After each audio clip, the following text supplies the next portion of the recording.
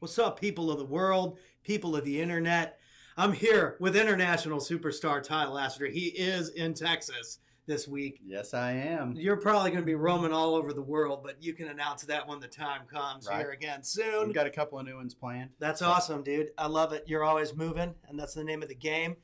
Guys, we got a pretty cool format today. We're going to break it up into groups of segments of content, and we'll get right into that after our intro with our boy, Vanilla Ice.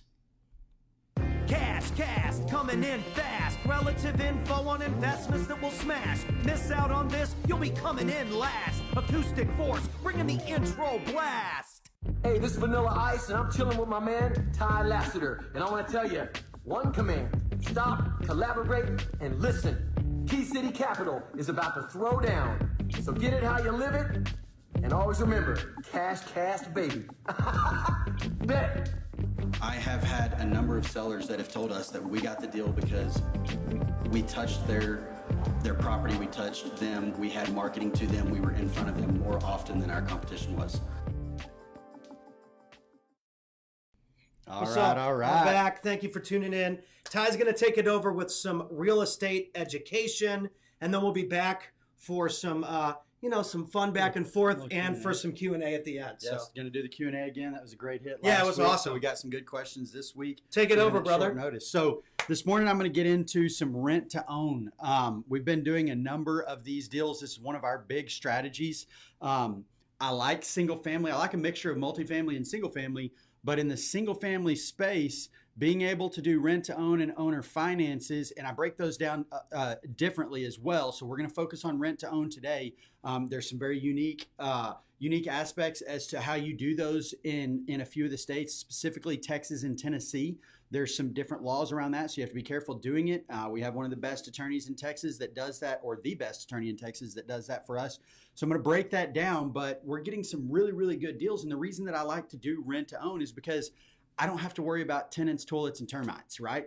Same aspect and same dynamics around it as an owner finance, in that we're going to hand that off to the buyer or the tenant buyer.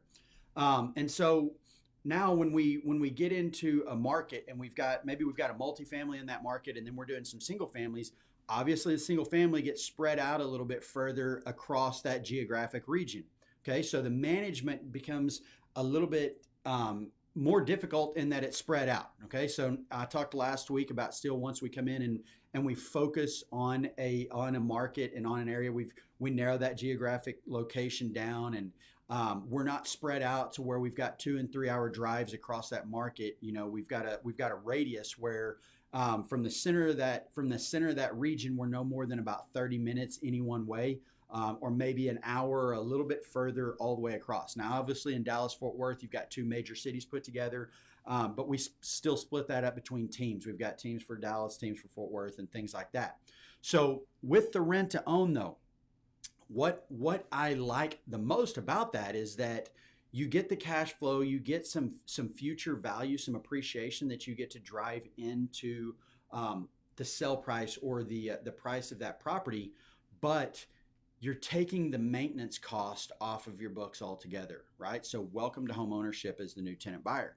Okay, so when we've got a property, what we look at in every single property is highest and best use. So obviously when we've got a property that's right next to a college, when we get into that market and we're focusing, that's probably not going to be the one that we turn into a rent to own. We're going to hold that as a rental. And then on our rentals, we've got aspects that we build into those rentals to mitigate our risk there, especially being in a college area. So in these markets, like I said, we like the colleges and we like financial institutions and medical and things like that. So our rent to owns are going to be out away from the college a little bit and more in those blue collar areas, right? The areas of the city and the market to where you've got the middle-aged families that are moving in. And so we're looking, what we're looking for is that average home in that area, because we want a family moving in, and a family is going to take a little bit of pride of ownership in that. And especially when you're working with a family that is in the labor force, that's out working in the labor force, they're going to have a high pride of ownership, and they're going to take care of that property for you. And they're also going to make sure that they make their payments once they put some skin in the game. So I'm going to break this down real quick, kind of walk with you through how we structure our rent to owns. Okay, so when we've got a property ready to go to, and once I get done with this, I'm going to walk through actually an example of one of our clients, actually one of our students who just did a rent to own. And I'm going to walk you through what that looks like for them, and then really what it took for them to get started in that deal. But anyways, so we got a property. It's not right around the nucleus of the college. It's out of way. And so we're looking for a family that's in the market, in the job market for us, okay? Once we market that property, we're going to market it for highest and best use. We may market it for owner finance and rent to own, but we're going to put different parameters on there. If our buyer comes to us and they have more than 10%, then I'll do an owner finance with them. Keep in mind, owner finances, I don't want you doing that when you're jumping out there and you have no experience, okay? The banks, everybody involved, when you're doing your refinance and things like that, it makes it more difficult if you don't have any experience and you're trying to do an owner finance from the beginning, because the banks are going to balk at that for you. They're going to cause issues. It's going to slow the process down. There's a lot stronger process that goes into this and into the vetting process by the banks. Okay, so a rent to own is a little bit easier to get into because you can still go out and get your refinance done, your cash out refinance done, and it's a rental for the bank's purposes. Okay, so when we go out there, we've marketed the property and we've got people that are coming to us, and in a lot of these markets, we've already created our buyers database. Okay, so we've gone out and we've got an owner finance or rent to own buyers database. As we go into the market that we've chosen, and I spoke about last week, once we get in there, we're going to start marketing for rent to own buyers, for owner finance buyers, for renters, and then even some cash buyers, because once we get to that portfolio size that we're wanting in that new market, and we start looking for partners in that area, we want to know who the other players are in that area, and we may work with them and do deals with them, right? So we've started our marketing as we get into this market. We know that this neighborhood that we've got this property in, 123 B Street, we know that it's in maybe it's in a high-end blue collar area. Okay, so we're going to be marketing for owner finance or rent to own.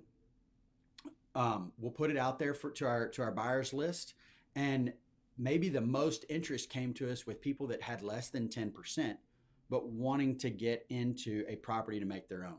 Okay, so we will take now as little as 5%.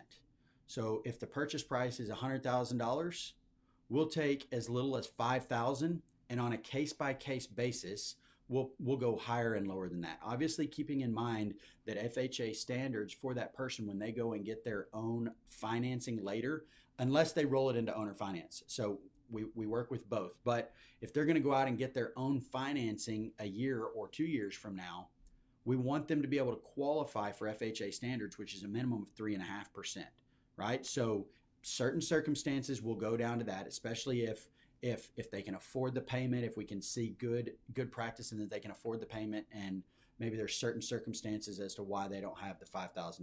We've done some to where we reduced the down payment in order to allow the tenant buyer to do some of the work that we were otherwise going to pay for ourselves to make that property move in ready. Okay, so they came in, we reduced the price a little bit, they put some of their money towards the finishing out the work. Okay, again, extenuating circumstances. So now that tenant buyer comes to us and they put their 5% down, and we're going to set their payments as if they were going to turn around and owner finance it from us when they get to their 10% down payment. So the way that we work that out is they come in, they put on a $100,000 house, they put $5,000 down. We will not turn around and make it an owner finance for them until they have the $10,000 down, which is 10%, right? So they've come in, they've rented the house with a future option to buy the house. Again, in Texas, remember there's specific laws around that. So you can reach out to me, send me a private message, ask a question on Facebook. You can comment on Obviously, this is live, so comment. I'm probably not going to take questions right now, but I'll comment later on how we set that up and who we utilize to do that in Texas, and then who we utilize in some of the other states that we're in to draw up these the legal documents for us, because there is laws around how you do this in Texas. So I want to make sure that you do that properly, and I'll set you up with the right person to handle that for you. Okay. But in the meantime, so we've got an option for them to buy the house, and we're going to turn it into owner financing for them maybe a year from now. Okay. So they've put their $5,000 down. We set their rent payment as what their payment would be once they get to their 10% down, and the payment being a PITI payment, principal, interest, taxes, and insurance. So let's say that their payment would be $700 on the owner finance model, and then their taxes and insurance makes it an extra $125. So their PITI payment's $825.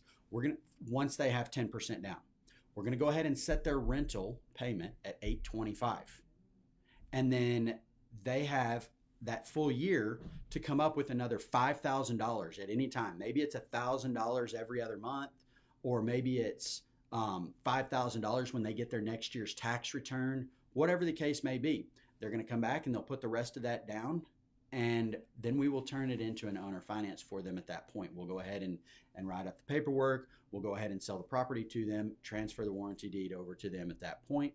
They now have their 10%, $10,000 down, and they're making their $825 payment already. So that doesn't change. We go back and retroactively make their rental payments, PITI payments, as if they bought the house the day that they moved into it. So I'm going to go through an example real quick with you. This is a deal that one of our students did. Just got his tenant buyer in the property, I think a month ago. So he's received 1 month's rental payment. So real quick. So this guy, he bought the house for $50,000. Put I think it was $45,250 into it. So he's all in at $95,250. The house, after he got done, we were expecting it to, we had an ARV of like 125 to 130. An appraisal came back at $128,000. Okay, so he's all in at $95,000. It appraised for $128,000. He got a tenant buyer to move in with a strike price or a purchase price of $129,000. So he marked it up just a little bit. Keep in mind, he's got a year for appreciation to work up to that 129, and with appreciation going the way it is in this market, it will probably be closer to $135,000 a year from now value. So his buyer is actually going to get it at a small discount, but it's at a little bit of a premium over today's current market value. Okay, so $129,000. So he got rent payment. He structured the rent. The guy's PITI payment will be $1,350. And that's at a future, once it goes to owner finance, 9.99% interest. Okay, so $1,350.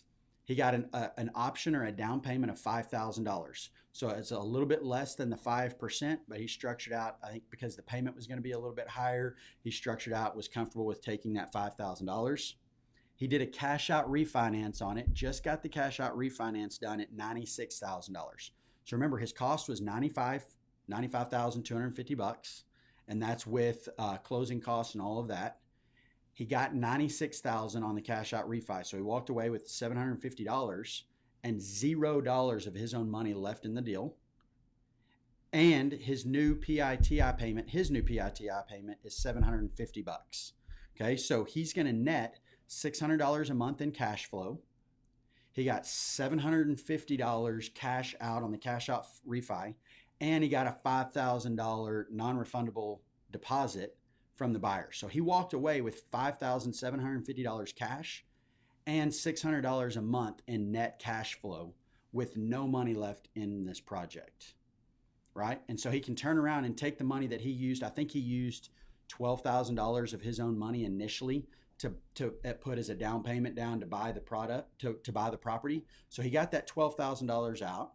Plus now he's got an extra $5,700 to add to that $12,000. So now he's got $17,000 to go do his next property with.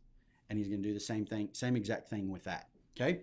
So that's just an example. So I'm going to bring Pat back up here. We're going to go through, kind of talk back and forth, some Q&A. Pat's going to have some questions for me. Man, I'm all pumped up on this deal now. Like, I saw you hitting your calculator like, okay, what do I need to be doing here, right? I mean, obviously I can't literally announce the names of who your students are, but he was just in here working that deal. He was, and this is a young guy, way younger than me. And I think that the cool thing about the internet these days, everyone who knows me knows I'm a big advocate of learning the stuff online. I've learned probably way more online than I ever had in a classroom or in front of a soundboard. I learned way more doing it. You know, I noticed that when I talk into this microphone, it's 3 times as loud as when Ty talks into this microphone. Yeah. So it's just the force, the acoustic force is right. real. But the thing is that now that we're doing this Q&A at the end of each episode, this gives people a chance to get educated on their particular deal or their particular investment. And I think that's something I've been afraid of is, if I only have, I don't know, let's say I've got $25,000 in the bank and I'm a saver. You know what I mean? Uncle G says he used to not spend $80 on the lavalier microphone when he spoke at hotels because he just, I got to save that $80. I'm a saver. And I have that mindset a lot, really. And that's something I need to be careful with. But I also need to understand that you got to have investment money to turn over and to exit correctly. I actually got this kind of 2 stuff. questions out of that you were asking. Okay. And so first, I'm gonna briefly go into this where because how much money do I need to do a deal? Exactly. So you actually brought up 2 out of the 3 questions from this afternoon there that I you got. go. So one of them was I've only got this much money, and I'll go into the question in a minute. How do I do that? How do I do a deal? What do I need to do next? The other one was a college related question. So you were talking about education. So the difference that I've noticed too, I've got an accounting degree. I've talked about that before, right? I learned a lot in accounting school, but the issue was one of the 9 professors that I had from my undergrad through grad school, and I had a couple of them that taught in both undergrad and grad school. Only one out of all of those were actually practicing doing accounting at the time. They were just and so it's like teaching a whole bunch of the people that are educating now, and I talk about this a lot, that there's so many people trying to teach things or that offering information, giving information that aren't even doing deals or that aren't doing what they're trying to give, or maybe they've done 1 or 2 and they're all of a sudden an expert at it. Right. Like we do this every day. We just got 3 new portfolio deals today. We got an 11 unit and 2 8 units, single family. So these are portfolios. We got one guy had 11 properties. He wants to sell all of them. Yep. Another guy had 8 properties, and another guy had 8 properties. And that was We're working on an apartment deal. We've got a partner that we're going to work with that has almost $1 million. We just raised that capital. He's got almost $1 million that he's 1031 and exchanging. He wants us to come in and be the operator. All right. So he's got the $1 million. He's going to mix with some of our money that we're going to put into it. And we've got an apartment under that we're working on the due diligence right now. And so the problem with education is you've got to be getting educated by somebody who is doing what it is that you want to be doing. Right. Exactly. And YouTube University is great. But let's face it, you're only going to get so much information like that. That's like sitting in a classroom, right? Same thing as going to college or whatever. You're sitting in a classroom, you're getting somebody, you're receiving information, but it's not critiqued to you personally. Right. Or once you get outside all those 4 deals that I just talked about, I guarantee you, one thing that I will guarantee you is not one of those is going to happen the same. We're going to have a different issue that pops up on every single one of those. And one of them is probably going to be a pain in my butt. Right. It is going to be a nightmare. It's going to take all 4 partners to get together and think and really come up with a solution. And I already know which one it's going to be because I'm thinking 8 moves ahead. And it's going to be the one that we've got a short amount of time on a 1031 exchange because he had already targeted the properties that he was going to go into and those fell through. So now we've got a short amount of time to get this deal closed, get the due diligence done, get the lending in place, get everything done. And it's going to be difficult. Tight. Right? It's a tight time spot, right? That's part of it. Right. That's part of it. I'm thinking 8 moves ahead, knowing which one's going to cause the most problems. And when it does, we're going to be prepared for it. Okay. And so that's the difference between, some education, online education versus, different forms of my student who came in, and there was a number of different things that popped up on this deal for him, but we were able to walk him through the refinance. We were able to walk him through setting up the refinance. It was his first refinance. Right. So he had no experience before. This was his first refinance. and he's young. He didn't go to college. Yeah, I was He going to came bring in that and up. Yeah, but- he came in and his family wanted him to. They supported him in learning real estate. We met him and they supported us in And he's getting winning. his He's winning in education. the And he's market. already he's crushing it. Yeah, he's doing very, very well. Since he bought that deal, this one's finalized. He now has 5 more properties. One of them is a duplex, and he's working. He's close to being a millionaire as far as assets. Wow. And this is going to guy's produce 20 him years old. monthly cash flow. Absolutely. Well, that one's going to give him Right. $600. That's a what month. I was doing the math on that Like back that's there. yeah, that's phenomenal. He's That's gonna get, awesome. $6,000 a year, or a little bit more from this one deal. Absolutely. And just cash flow, right? But so that's the difference with education. We were able to come in and we put together a plan that actually helped walk him through that process. Right. Right. And then the second question that you were kind of getting to is the amount of money that you need. Right, because that's a right? common question I get from people. Well, It when is. are you going to do your first deal? What do you do this? How much do I need to buy a property that's going to make me money? Yeah, What- and so what do all I of these do? things, I hear are constant excuses. It's Right. somebody that's so worried to take the next step and possibly fail that they don't do anything. Right. Okay, and so we're actually I'm guilty of yeah, it. we're having I'm not we're having a discussion hiding. about this today. That you were talking about saving and things like that. Well, the issue is like, for people who have a W-2 job and they're happy going to work at 9 o'clock in the morning, working till 5, having their lunch break and doing the same exact thing every day for 40 years to retire, not have enough in retirement to live out their retirement. So they have to go back and supplement it somehow. That is great. When they, Dave Ramsey is the person for those people. Right. Okay. Good concepts, and don't get credit card debt. Don't live outside your means, so that when you do retire and you may have $1 million in a retirement account at that point, like that $1 million may last through your Right. retirement, right? So the issue is if you want to be wealthy, you're not going to save your way to millions. Right. Okay. If you want to be wealthy, you have to take risk. You got to And with multiply risk that cash. comes reward. Exactly. That's the thing with And wealth. I know these Wealth things. is attracted to Right. somebody who's going to multiply it, right? Money does not have a mind. Money does not can't think on its own, right? It's a vehicle. Right. But that vehicle is naturally attracted to people who are going to create more of it, right? Right. And so wealth doesn't come to the people. An international entrepreneur that I've done a bunch of stuff with. I'm in some masterminds with him. Phenomenal guy. This guy runs top-notch companies. Made a post. Wealth does not come to people who need it. Wealth comes to people who are going to, first of all, they attract it because they're going to multiply it. Right. Okay. They're pursuing it. They're pursuing wealth. They're pursuing they've got a vehicle in place that generates wealth, and then it multiplies wealth. And with that wealth, they steward it well, right? So money will take advantage of you if you don't know what to do with it, right? Right. Money can you can make a lot of money and then it can destroy you if you don't have a plan in place, right? So we see this a lot of the times in people that win the lottery or professional sports athletes. Yeah. They get a lot of money and they don't know what to do with it, so they don't steward it well, and so they lose it faster Some of these than they boxers make it. I used to watch on Exactly. ESPN, They don't lose have it. any money They lose anymore. it faster than they make it. And so that's because they don't know what to do with that vehicle when they create it. And so that's why we have a plan. That's why I was talking about a minute ago. I know which of these 4 deals is going to be Right. the most difficult, and I've got a plan for it because it's going to make us very, very wealthy. But if I don't have a plan for it in a long-term plan, then what are we even doing with it? Right. Because I'm going to lose that opportunity. But you have to first be willing to take a risk. Okay. So, like I took a risk this week. I can't announce it exactly what it is. I took a big risk this week.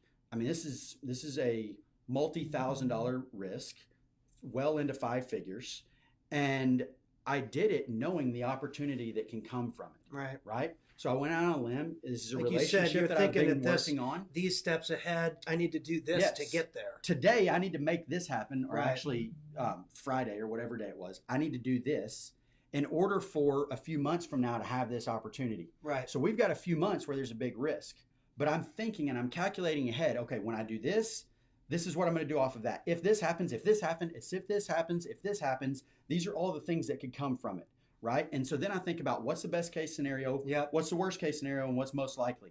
The best case scenario far outweighed any of the other two. Right. The most likely case was very, very, very highly likely. And the worst case scenario, I'm willing to live with that cost that I'm the worst case scenario is maybe I don't make all of the money back that I put into this, but I come close to breaking even, so I lose a little bit. But the opportunity that I created and the relationships that I'm going to create around that, right, through development, I'll end up making that back. Okay, so I go through that whole process and I think about everything that could happen around that, and this happens in seconds, right? Yeah. Because I've done this so many times. Best case, worst case, most likely. Best case, worst case, most likely. Think. All right, go. 5, 4, 3, 2, 1. Let's go. And I made the decision. We did it, and it's already paying off, and I haven't even made the announcements Right. yet, right? Which is And beautiful. so exactly. And so sometimes you have to forget about saving your way to whatever it is Right. that you want to save to. You've talked about this story before. Grant Cardone gives you a hard time because you walked instead of getting a taxi to the first event whenever you saw him, right? Yeah. And so think about the connotation that gives, right? Right. I'm totally against, I'm against going out and being the Lambo driver. Like, I don't need a Lambo. Right. I and he's probably makes go fun of buy that a little one. bit too. I could go buy one now if I Yeah. wanted to, but like, I'm going to look like the idiot. Like, you don't see one of the wealthiest people in the world. We've got Warren Buffett, Bill Gates, Yep. Mark Zuckerberg. I was going to say none of those talk about their wealth or drive a Lambo. No, they don't. And Warren Buffett is still driving the car that he's driven for the last 10 years, right? Because that car, all that does is get you from point A to point B. Right. Now, don't get me wrong. Like there's certain people who have a fairly lavish car, but they're not the jokers riding around in a Lambo. Yeah, like But they have a lavish Carlos car has and they that go- nice Bentley or Yeah, whatever. But they go, think about what their business is. Right.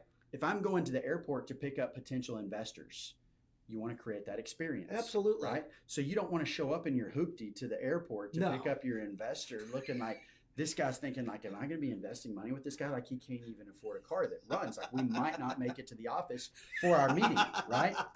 But on the flip side, he also doesn't want you showing up looking like an idiot in the Lambo, like thinking, Right. I'm investing with this guy and he's actually putting my money that I invest into his Into Lambo this. instead of whatever it is, instead of that multifamily apartment that we're supposed to be Right. working on. Like, can I trust this guy to steward my money? So you've got to Yeah, think there's about, a lot involved. You've It's got a to 3D think ahead. thing. Exactly. You got to think ahead to what you're doing. And there's a double-edged sword, so you have to be careful of what you're doing. And so, like I said, you can't save your way to millions, but you can be frugal with what you're doing. And Right. so you don't need to look like the idiot that's walking 3 miles in the With a heat in guitar. your suit with a guitar to an event that you're trying to get on stage for. Like, Right. And I've talked about this before. My college football coach and now JT, my business coach, talks about it all the time. Don't fake it till you make it. You can't. That's the Lambo guy, faking it. Well, till you and make maybe it, 'cause you that's can part fake of the a Lambo. reason why I got the response that I did from exactly because I You had act as nothing if. to fake. Act as if, Right. right? And so think about it. Like, okay, I don't need to be faking something that I'm not yet. Right. But I need to act like I belong.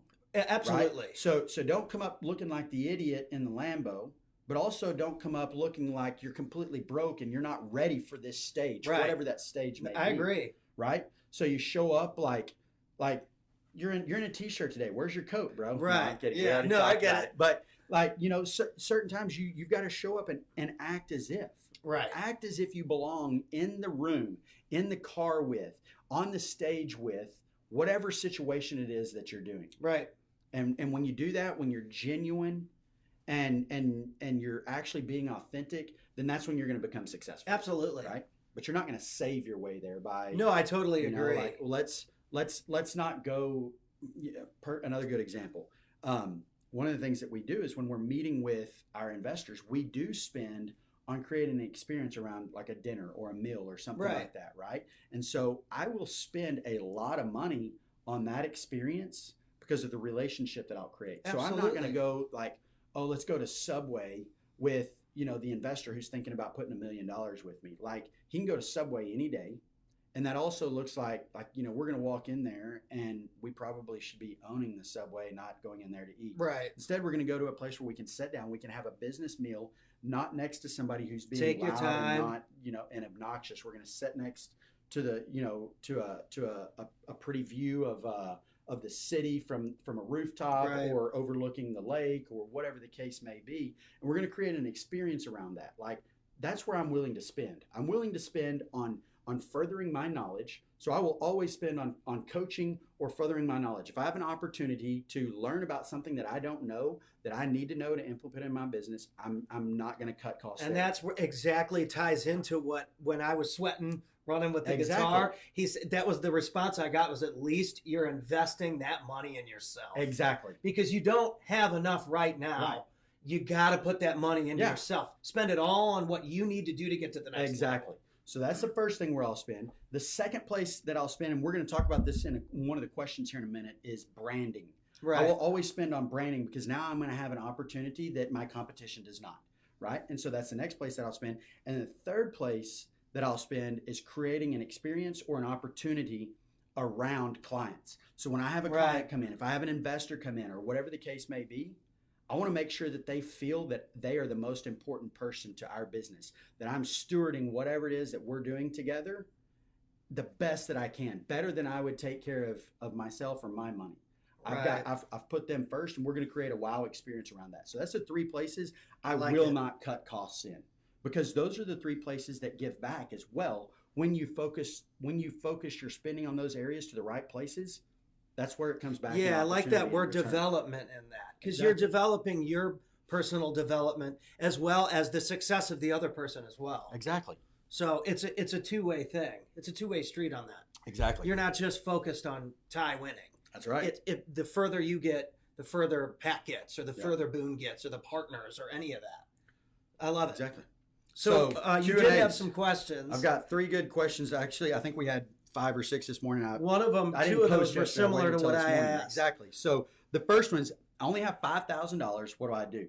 Well, like I said this morning, the client of ours, he had $12,000. Now that $12,000 was not his. He actually had $3,000 of his own, and he went out and he got $9,000. That was my from a question. partner. Exactly. And so he had a neighbor that knew that he was getting into education. So what he did is the first objection, and I talked to him. I said, "You're going to get objections, Yep. because how many deals have you done?" "Well, I haven't done any." "How old are you?" "Well, I'm 20 years old." Exactly. So everybody that you talk to is going to use those 2 things against you immediately. How many deals have you done? And you're 20 years old. How much can you actually know about real estate, right? And so about the not having deals, I said, "Well, how many deals have I done?" And so he told me, it's like, "Okay, how many deals have you seen me do since we've been working together?" I said, "Okay, so you're going to tell him that I am walking you through this process. I'm going to hold your hand and make sure that you don't make mistakes, because that is my job here. My job is to partner with you on this side and make sure that I'm setting you up for success. So we're going to do this together." Okay. So if I need to go in and sit down with him when you're raising that meeting or raising that capital, you do the first meeting yourself and see how that goes, because I want you to build confidence. If I need to have a second meeting, I'll go in and we'll talk to him. I'll let him look at some of our deals. We'll go through and we'll raise that capital, and we'll be good to go. The second one is, you're young. Okay, well, what does that mean? You've got more energy than he does. You're ready to go out and do whatever it takes to make this successful. He's done what he's done to today. He's got a nest egg. He's got some capital setting aside. He doesn't want to go out and be actively doing things. Right. So let him know that you're willing to do whatever it takes to make sure that his investment is going to be optimized. And you're going to do whatever it takes to make sure that he's successful, because when he's successful, you're successful. You're not going to be successful until he's successful. And you're going to make sure that happens. I like it. Okay. And so that brings that guard down. So he had $3,000. So this was a little bit more expensive one, in that there was a $45,000 rehab. Yeah, I was Right? listening. I was typing And this so all up. most of our, when we go into a deal, we typically put down a maximum of 10% of the purchase price, and then the lender will give us 100% of our rehab. Okay. Our hard money lender. Okay? Got it. And so when we're doing that, as long as we don't exceed 70% of the ARV, they'll also get the rehab started for us. Now, if we exceed 70% of the ARV, sometimes we have to bring the first draw to the table, and then they'll do the draws on a refund basis. Got it. Okay. But if we're under 70%, they'll start that first initiation. That's draw for us, beautiful. right? So that 5%, if you're buying the property at $50,000, or let's say you're buying it at $75,000, you're less than $5,000 on your out of pocket costs. I like Okay. that. Those Pat Hilton numbers, baby. That's good. On top of that, though, we've got deals that we do where we do absolutely no money out of pocket. We got a deal that we did this month. This guy was he has a number of issues that were coming into it that were motivating him, but he also had just got married, had a little bit of money saved up. He was a truck driver, had some money saved up, got married to a beautiful little Filipino. So they were going to take what money they had and they were going to go live like kings in the Philippines for a little while, right? But he had a house that he couldn't sell because there was a little bit of work that needed to be done to it. He didn't know what he needed to do in order to put it on the retail market. He also had an IRS lien from a year to a previous year. So we had to go in. We actually had to negotiate with the IRS and make sure that we could get this all worked out, negotiated payment terms on it. But he is actually deeding us his house for the underlying lien on the house, and he is paying us $250 a month to then turn around and pay his $100 a month IRS lien that is attached to this house. Wow. Right? And so we had no money out of pocket. We took over his house for the payments on it, and we already have a buyer's list of 150 people that are wanting owner finance or rent to own. So all we've got to do is turn around and we'll put them into that house. Yep. Now, on this one, because there is an IRS lien that's tied to it, we'll have the IRS lien paid off before a year is over. But we don't want to execute an owner finance or rent to own. So we're going to, the tenant buyer that's moving in is going to be a straight rental.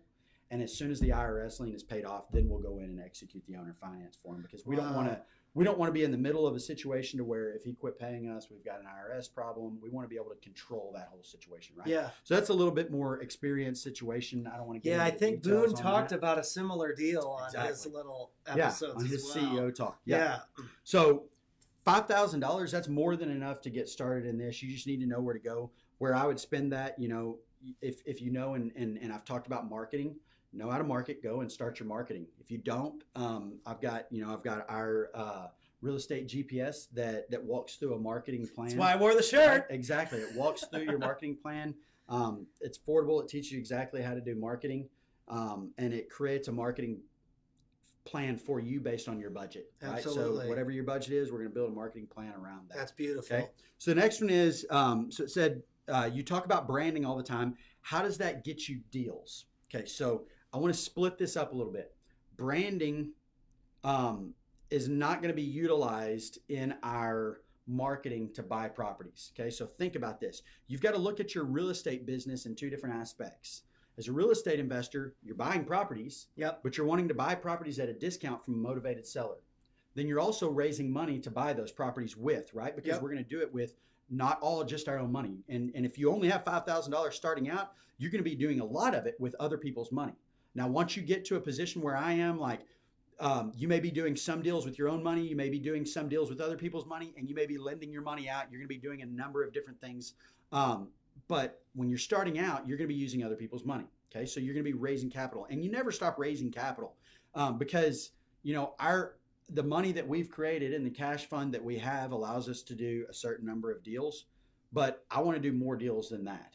So we go out and we raise other people's money to do certain deals, or to do multifamilies with. Like, I'm not going to put all just my own money into a multifamily project, right? We'll be the operator and build a team around that, but we're going to bring in outside capital to do that. So that's where the branding comes into play. If I've got an interview or a picture with me and Mel Gibson or me and Vanilla Ice, and I put that on my marketing that goes out to a motivated seller who has a house that, let's say that they've missed a couple of payments, they're behind on credit cards, they're going through a divorce, and I'm trying to buy their house at a discount, and they see that I'm hanging out with Mel Gibson or in the pool with Vanilla Ice or something like that, they're going to immediately have a false expectation in their mind that I'm going to pay a premium for their property.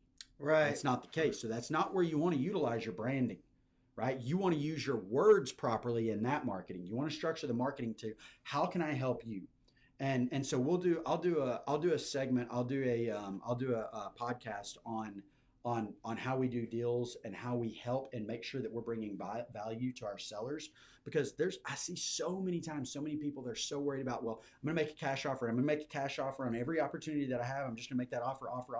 And you do need to do that, but you also need to be working with those sellers. And what is it that they need the most? Sometimes it's not cash that they need. If I would have given this guy cash that I was talking about a minute ago that's moving to the Philippines, he would have immediately had to pay that IRS burden with the cash, and it would have depleted the amount of cash that he received. Instead, he wanted to stretch that out over a year and make payments. So we helped him negotiate that.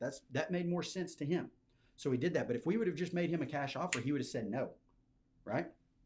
So that's how the branding works. You want to put the branding into raising capital so that your capital partners see that you have authority and that you have that credibility. But you don't want the people that are selling you a house to see that, because then they're going to have that false expectation. Okay? No, I get it. So the third question I get, and this is a tough one because I went to college, but young kid that's sitting here thinking, should I go to college or should I start focusing on real estate, and should I get a coach or something like that in real estate that's going to really help me to be successful? I went to college. I utilize about this much information that I learned from college, and that's with an accounting degree. It helps me out in the numbers and understanding how to run our business, how to raise capital, how to do things like that. But it helps me not at all on real estate. If I were to start over today, now don't get me wrong, I played football in college and I loved doing that. My time doing football, my grades were not quite as reflective as what my grad school grades were, right? Like, I started out in college to play football. That's why I went there. And then I found accounting later on, and so I kind of made up for it later on and got my master's, right? So if I had it back and I wasn't playing football, would I go to college? Probably not. I would immediately take what I spent on college and put that into a coach that showed me exactly how to get involved in real estate and how to build the portfolio that I have today. That was what I was going to say, is building a portfolio that can generate you revenue each month. Looking back now, just this year alone, I've spent on my coaches 5 times as much as what I paid for college, and I went to a private school. And that's if I would have taken all my scholarship away and everything and just been paying for school out of pocket, right? But what that has allowed me to do is 100x my business. Right. Okay. And so, for example, our client, I've had a couple of clients that didn't go to college, and both of them, one of them is far past the age of what he would have gone to college, but he's already implemented and building a portfolio for himself based on what he's gone through and gotten from me in a short time. So in 6 months, he's already got 7, working on 8th property, and has a contract on a large portfolio of 16, 17 properties, I think. Nice. And this has all been in about a 6-month time frame. And then I've got another one who probably would have been in college right now. And I was talking about him a while ago, but instead he came and started working with me, and already building. I mean, he is already making more money than I did all through college. And he's going to be, by the time he's my age, when I graduated with my master's.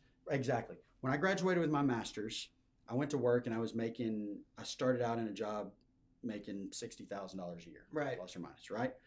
He's going to be making at least that on cash flow by the time he's 25, and he's going to have a multi-million-dollar real estate portfolio. That's incredible.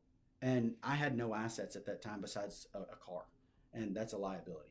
Right? And that's the thing I was saying about this internet education stuff, is that now that we know that these things are possible, we can start to invest in, like you said, those vehicles or those education possibilities, or leveling up our knowledge, or getting around the right people. We got a couple of minutes left. Think about what college does. Right. College is, and I've talked about this before, college is funded by the government, unless it's a private school. It's funded by the government. Well, who funds the government? The taxpayers, right? Yep. So what they are pushing for college to teach is anything that would create the highest paying W-2 wage earner. So when I got to college and I found accounting, it's because I said, I want to have my own business. So I decided to, midways through playing football and everything, when I finally decided I need to start doing something, started business management. I had to take an accounting elective class. I took it, and in taking it, it was almost a sales pitch to come into the accounting program, because business management, like, there's 100 different ways that you can go. It's not quite as, when you get a business management degree, your job placement is not as highly likely as with an accounting degree or a law degree or something like that, where you've taken a niche. So I was pitched to move into accounting. So I get into accounting. What do? I leave with a $60,000 job to an accounting firm. Right. So I'm immediately leaving college as a decently high earner, paying a significant amount in taxes. What does that do? That goes to the government for them to put back into that college, right? Yeah. And so the government is going to continue to fund the college that produces high income wage earners because they're going to be the ones that are paying the highest in taxes. So a college is taking all of our entrepreneurial mind away and training us to be a W-2 Right. earning minion, if you will. Yeah. Right? Yeah. They're taking all your ideas away and wanting you to be a minion that works for and creates an opportunity part for of the government, wheel. right? Exactly.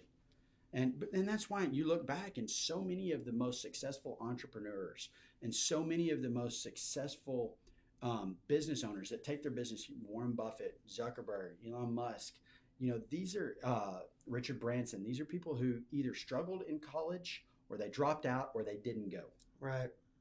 And what happened was that didn't allow them to get Took that wall they were beating their head Yes. against away. to get washed into. Let's take all of your thinking outside the box away and let's create this box, and we want you to stay in this box, and when you stay in this box you're going to be successful.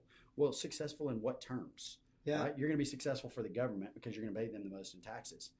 Throw the box away and think outside that box. And how can you create an ecosystem around you that makes you successful? Absolutely. And what you want to do, right? And so I that's love what it. we've done. Absolutely. All right, guys, any questions? Pop them into the comments section, and we will see you next week.